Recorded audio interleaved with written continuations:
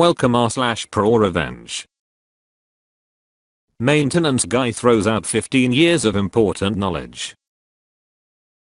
TL. Doctor, a guy I worked with knew he was going to get fired, so he threw out his notebook that had 15 years of notes of how to do his job. Management really wanted that book so they could get rid of him, but keep his knowledge. They tried to unfire him until he could write it down again. He said no and left. A while ago I worked at a baseball store called Walmart, or a general goods store that sounded like that, not so long after the Great Recession of 2008, and management was trying to cut costs because of falling profit. One of the first things management did was fire 2 of the 3 full-time maintenance/cleaning guys. The one guy they kept, I'll call him milligrams for maintenance guy, was amazing at his job. Everything in the store ran well because of him and his willingness to go beyond what was required to help people. A genuinely nice guy. For 6 months management tried to make having 1/3 of a maintenance staff work, and it failed miserably. Milligrams could not do everything, and over time management increasingly asked him to coordinate some part-timers that were supposed to do the cleaning and carts. He spent so much time coordinating that he had no time for maintenance. The night crew was also cut, so they couldn't pick up the slack. Then 2 things happened within the space of a week that told management how important he was to the store running well. First, some cleaning machines broke down. Turns out they have to be properly cleaned weekly. If left alone they gum up real bad and parts wear out quickly. A several $1,000 repair bill because he was told to prioritize coordinating part-timers over tinkering with machines. A few days later the deli lady nearly quit after the blade on the deli slicer went flying off and could have cut her face badly. Turns out that the bolt that held it in place was loose and milligrams had tight-ended weekly for her. When he didn't have time to do that anymore he told management it had to be replaced for safety. Well, management didn't do that because it cost money, but they told people it was fixed. That could have been a lawsuit or criminal charges. They and deli lady got lucky.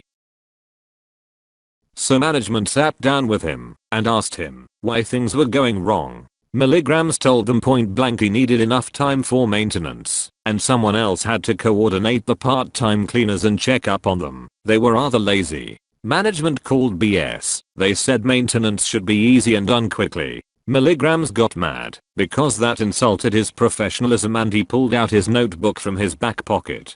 It turns out that over his 15 years he had filled the book with charts, schedules, and diagrams of how to do his job and keep things running. There were over 100 things he checked weekly or monthly. There were a lot of machines he kept in running order. Some had certain things that were half broken and had to be wiggled in a certain way, etc. To be honest, a lot of these things were minor or major safety hazards, but over the years management was fine with not replacing multi-$1,000 machines if milligrams knew how to keep them working. As well, he did things that he should not have done, like calibrating machines for departments that should have done it themselves or contracted it out, etc. But he was a nice guy and he liked helping people. He told me that he spent about a half hour telling management about what he did, and he suspected that until then nobody had ever known how much he did.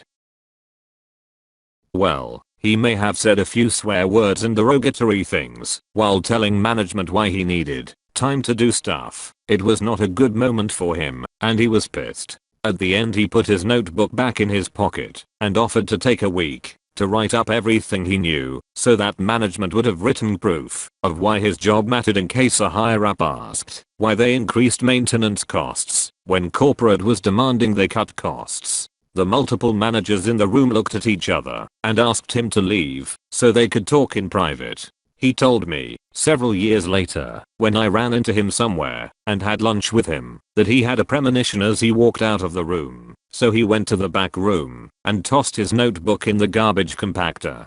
For good measure he then went around the store and emptied all the garbage cans and tossed those bags in, so his notebook was properly buried. He was fine with it. All that information was in his head. After a few minutes later management called him back. They told him that they could not allow him to keep working there because of the level of insubordination he had showed. They said as soon as he surrendered his badge, box cutter, and notebook he would be escorted out of the building by security. They basically treated him like a criminal. Most fired people are not escorted out unless they were suspected of committing a crime that could not be proved. He handed over his badge and box cutter. They asked for the notebook. He said he threw it in the compactor. Their eyes went wide, and they asked why he threw it out. He said he thought he was going to write everything up nicely on the computer from memory, so he thought he was done with the notebook. At this point management starts looking at each other worried, because they had intended to take his book, fire him, and have a less subordinate part-timer, who doesn't get expensive benefits like a full-timer, do his job. Now they couldn't. One of the managers suggested that he be allowed to write up the info before being escorted out. The others agreed. He was given the chance to be unfired just long enough to give them the info. How kind. He laughed and walked out, head held high, and management followed him to his car to make sure he left. I don't have exact numbers, but I guesstimate the store had to spend at least 20 or 30,000 bucks to replace stuff that Milligrams had kept working beyond the equipment's lifespan, and the new guy they hired had a hell of a time figuring out how things worked. To be honest, in a few cases Milligrams had gone too far, like creating fire hazards by taping broken chargers together after rewiring them instead of tossing them, but management had never complained when he saved them money. There was also a lot of things that should have been done by the health and safety team or the departments, but they also never complained about having less work. I asked him if throwing out that notebook was illegal, but he said it was personal property to help him remember things. It was not a work-provided notebook. He was proud of what he did. His pride clearly showed in how he told the story. He said that nobody is allowed to question his professional judgment by implying he is lazy. I agree. Edit. After reading the comments, I'll say a few things to clarify some things. It might be too late for that, but I don't check Reddit while I sleep. One point I came in the day after the deli machine incident. I was hearing things and I asked someone what happened. I was told that the machine malfunctioned while deli lady was using it, and she freaked out and refused to come in. She took a few days off to calm her nerves. Over the course of the next few days I heard multiple versions of the story, some involving the blade coming off, some not, and one that involved the blade getting lodged in the ceiling. Did I pick an interesting version of it to retell? Yes. The problem with telling someone else's story is it keeps getting better every time it is told. So if you see people commenting that deli machines don't work that way, they are probably right.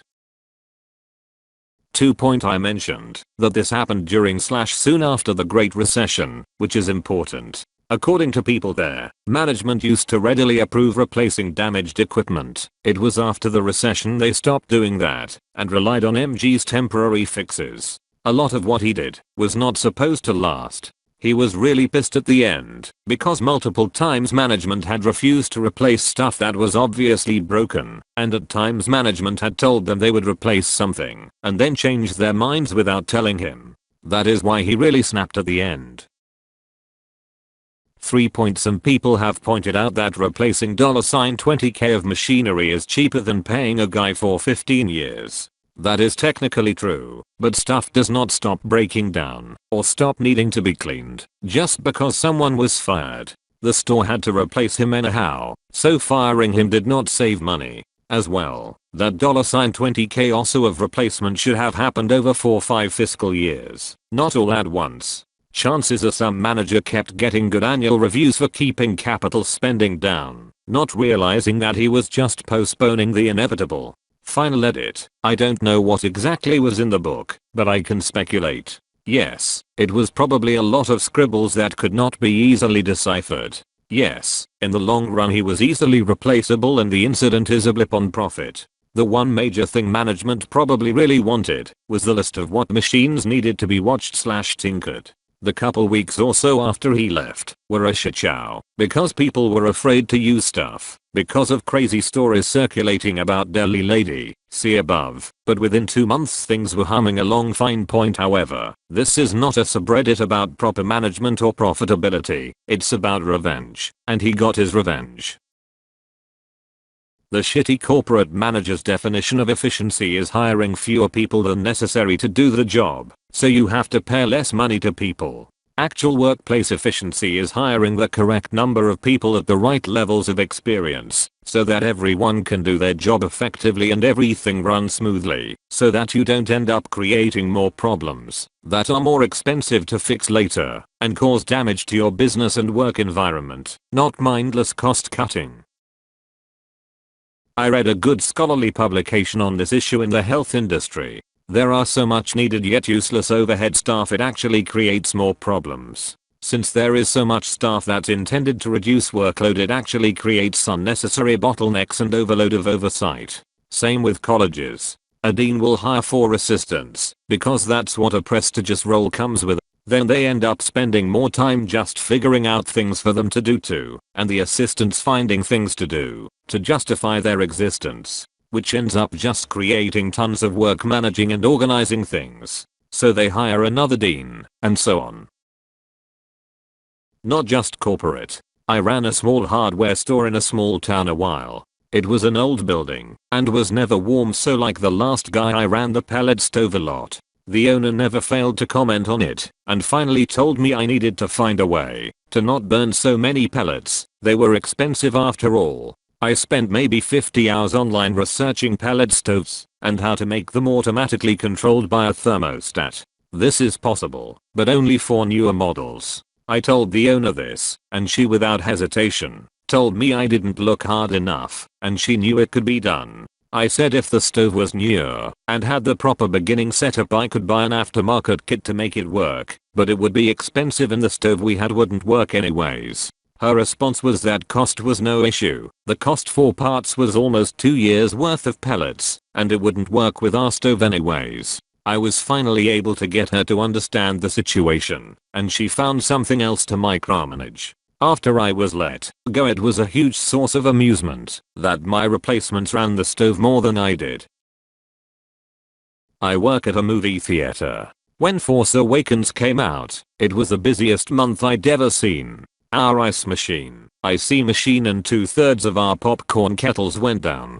We had been asking corporate for replacement poppers and a second IC machine for years. Their philosophy was maybe, when another location closes, you can have this sort of thing. Well, good going. You missed out on thousands and thousands of dollars in concession revenue because you cheaped out. I hate penny pinching corporations. That Walmart deserved what they got. I remember reading an old story about Robert E. Lee, the Confederate general. We might all agree he was the epitome of a respectable person, if you don't count the making war against the Union crime thing, but I digress. He was known to have very strict rules about his command and their respectability. Amongst his standards, swearing was not well tolerated except for one general, his quartermaster. Apparently, the guy swore like a sailor and swore quite often. But he kept the army fed and the army mobile, so Lee, supposedly, never reprimanded him. Moral: don't mess with the people who are making the machine. You need to run well. Run well. I used to work higher end security contracts, starting with armored truck and ending up doing a federal and military contract. After all of that, I took an easier regular security job. Some severely overweight, cross-eyed, desk jockey chick who hilariously drove a very compact car used to test my patience daily by demanding that I change my patrol routes to check the activities of other employees. Mind you, she was not a manager at this establishment. Even if she were, we were not working for the same company, and even if we were, she was in no way licensed to give me those kinds of instructions. After telling her to fuck off and notifying the employees she was specifically targeting, she raised enough of a stink with her bosses that my bosses began talking about letting me go. These assholes literally asked me to cover shifts for 2 weeks until they found someone to replace me. I agreed, of course, and then never showed up again. I was making more money working with real professionals again within the week. Lady at a previous job ended up making an access database for her job on her laptop, and she also put a copy on her password protected computer. They were looking to phase out her department and move it to a new building, so they pretty much kept everyone but her and another person out of the 8 that was working there. Since other coworkers were using her database to find and retrieve things easier, no one really thought that she made it and pretty much had the only access to it. She ended up deleting her database on her work computer when she reformatted it and took her laptop with her when she left. The company was pissed off and didn't realize that it was over 15 years worth of work on that database and was forced to go back to digging through the cabinets of paper records to find stuff. She put a ton of time off the books, putting all that data into her records, and it was funny when the company was wanting to sue her for the loss. She replied that if they would like for her to recreate the database, that she would be glad to, and submitted them an invoice for how much it cost her off the clock to make it in the first place. The company said no. As a maintenance worker, he probably wasn't required to sign an intellectual property waiver form when he was hired, so destroying the notebook probably wasn't actionable. In other fields, though, like software engineering, the practice of requiring a signed waiver on file as a condition of employment is pretty routine. If I were to tell management I had a notebook, or, say, a set of encrypted files containing decades worth of notes, passwords, best practices and caveats, I'd likely find myself on the other end of a lawsuit if I were to lose the notebook or forget the decryption passphrases after I realize I've been fired. They might not win the lawsuit, but it would cost me a lot of money to defend myself, so I'd still lose in the end. I found out a company I used to work for bought all of their manuscript licenses to the tune of nearly $100K because they got audited and couldn't produce them. I thought it was kind of odd, since all of the licensing information was in a fairly easy to find location on the shared network drive, until I realized no one left working there would have thought to have logged on as an admin to see that directory. It wasn't open to just anyone, since we needed to keep track of who had what installed. They did have the admin login info, just no one thought to look while logged in admin. Neat. I was a Walmart assembly technician and in-store repair guy. Did everything from plumbing, sheetrock repair, built all the bikes, handled the garden center patio, security cases, etc. In 2 years my pay went from $11/HR to $10.65/HR to $10/HR. The more knowledge and skills I gained, the less I got paid.